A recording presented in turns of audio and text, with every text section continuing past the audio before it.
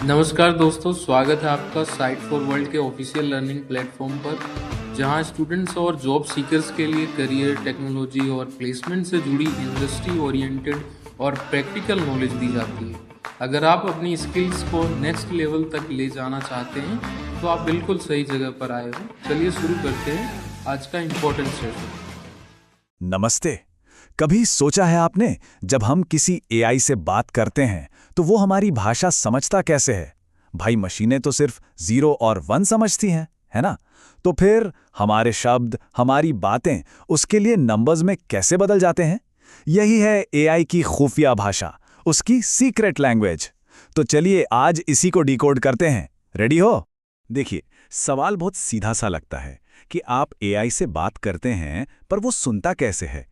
लेकिन इसका जवाब ही एआई के काम करने का पूरा राज है। आखिर उसको हेलो और नमस्ते में फर्क कैसे पता चलता है? चलिए इसी सवाल का जवाब ढूंढते हैं। तो इस सब के पीछे ना बस एक ही बड़ा आइडिया है, हमारे शब्दों को एआई की भाषा यानी नंबर्स में बदल देना। बस अगर ये हो गया तो समझो एआई के लिए भाषा को समझना मुमकिन हो जाता है। सुनने में आसान लगता है, पर असल में सारा जादू इसी के अंदर छुपा है। तो चलिए इस प्रोसेस में और गहराई से उतरते हैं। सबसे पहला और सबसे जरूरी कदम, आखिर ये शब्दों को नंबर्स में बदला कैसे जाता है? चलो देखते हैं। इस प्रोसेस को एक फैंसी नाम दिया गया है, टोकनाइजेशन।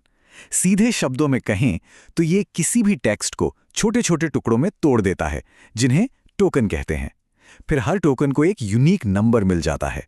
जैसे हेलो वर्ल्ड को पहले हेलो कॉमा वर्ल्ड में तोड़ा जाएगा और फिर इनको कोई नंबर मिल जाएगा, मान लो 153,785।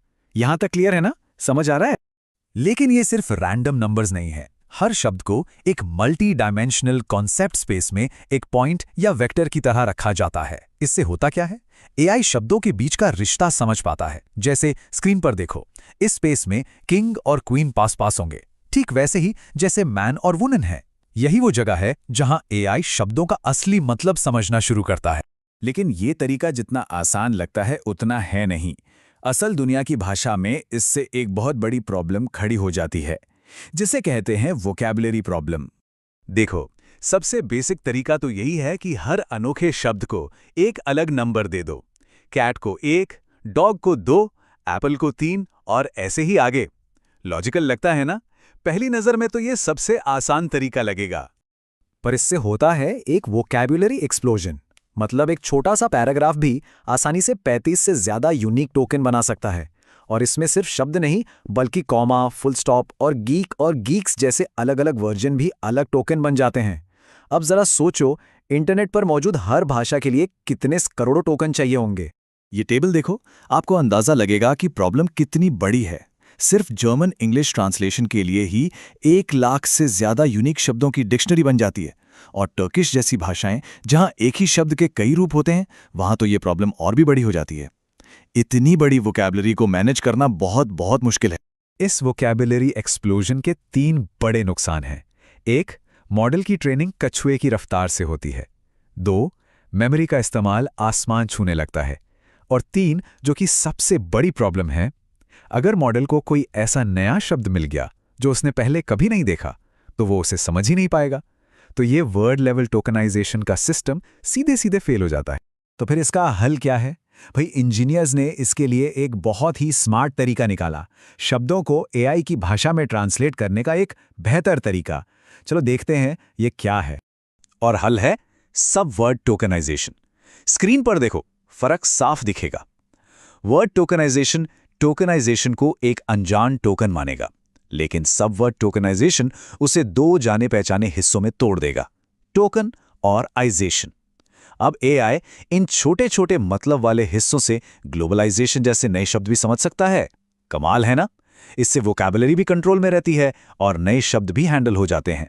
यह करने का एक पॉपुलर तरीका है बाइट पेयर एनकोडिंग या बीपीई। इसका कॉन्सेप्ट बहुत सिंपल है। पहले सिर्फ कैरेक्टर से शुरू करो, फिर टेक्स्ट में जो भी 2 कैरेक्टर्स सबसे ज्यादा बार साथ में आते हैं उन्हें जोड़कर एक नया टोकन बना दो। जैसे टी और एच मिलकर टीएच बन गए।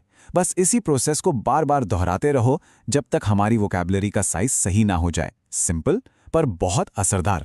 तो सब वर्ड टोकनाइजेशन से प्रॉब्लम सॉल्व हो गई है ना? हमने शब्दों को नंबर्स में बदलना सीख लिया, वोकैबुलरी प्रॉब्लम भी सुलझा ली।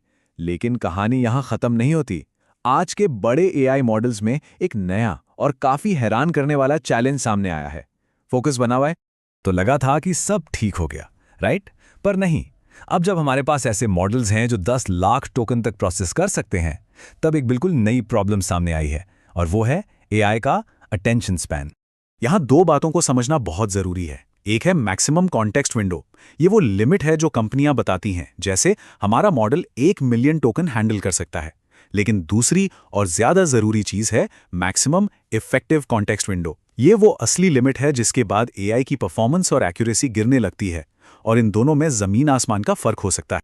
इस इफेक्टिव विंडो को नापने के लिए रिसर्चर्स एक टेस्ट करते हैं जिसका नाम है needle in a haystack. Concept simple है। वो एआई को बहुत सारा टेक्स्ट देते हैं। ये है हेस्टैक, यानी घास का ढेर, और उस टेक्स्ट में कहीं एक छोटी सी जानकारी छिपा देते हैं। ये है नीडल, यानी सुई। फिर एआई से उस सुई को ढूंढने को कहते हैं। इससे पता चलता है कि एआई असल में कितने बड़े टेक्स्ट पर ध्यान दे सकता है, और इसके नतीजे चौंकाने वाले हैं। ये ग्राफ देखो, ध्यान से देखो। जैसे जैसे टेक्स्ट का साइज यानी घास का ढेर बढ़ता है, ज्यादातर मॉडल्स की एक्यूरेसी तेजी से नीचे गिरती है, और ये उनकी बताई गई लिमिट से बहुत पहले ही हो जाता है। आप देख सकते हैं कि कुछ मॉडल तो बुरी तरह स्ट्रगल कर रहे हैं।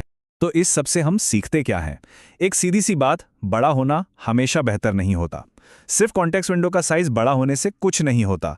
एआई को उसे असरदार तरीके से इस्तेमाल करना भी आना चाहिए। रिसर्च इस बात पे मुहर लगाती है। इस कोड पर गौर कीजिए। मॉडल की एक्यूरेसी के लिए टेम्परेचर या टॉप पी जैसे टेक्निकल पैरामीटर से भी ज़्यादा ज़रूरी फैक्टर कॉन्टेक्स्ट विंडो का साइज है। मतलब ये एक चीज़ मॉडल की परफॉर्मेंस को 100% से लगभग 0% तक ले जा सकती है। तो ये सब जानना हमारे लिए क्यों ज़रूरी है? क्योंकि यही वजह है कि लंबी चैट के दौरान चैटबॉट पुरानी बातें भूल जाते हैं। यही वजह है कि एक अच्छा प्रॉम्प्ट लिखना उसमें ढेर सारी फालतू जानकारी भरने से ज़्यादा ज़रूरी है। और आखिर में ये साफ करता है कि एआई के लिए असली चैलेंज सिर्फ बड़ी मेमोरी होना नहीं, बल्कि उस मेमोरी का सही इस्तेमाल करना है। तो आज हमने एआई की सीक्रेट लैंग्वेज को डिकोड किया कि वो हमारी भाषा को नंबर्स में कैसे बदलता है और इसके पीछे क्या-क्या चुनौतियां हैं। अब मैं आपको एक सवाल के साथ छोड़कर जा रहा हूं। जैसे जैसे एआई की मेमोरी बढ़ती जाएगी, सब कुछ याद रखने और कुछ भी समझने के बीच तो हमारे चैनल को सब्सक्राइब कीजिए और वीडियो को अपने दोस्तों के साथ शेयर जरूर कीजिए। कमेंट सेक्शन में अपना डाउट या नेक्स्ट टॉपिक लिखना मत भूलिएगा।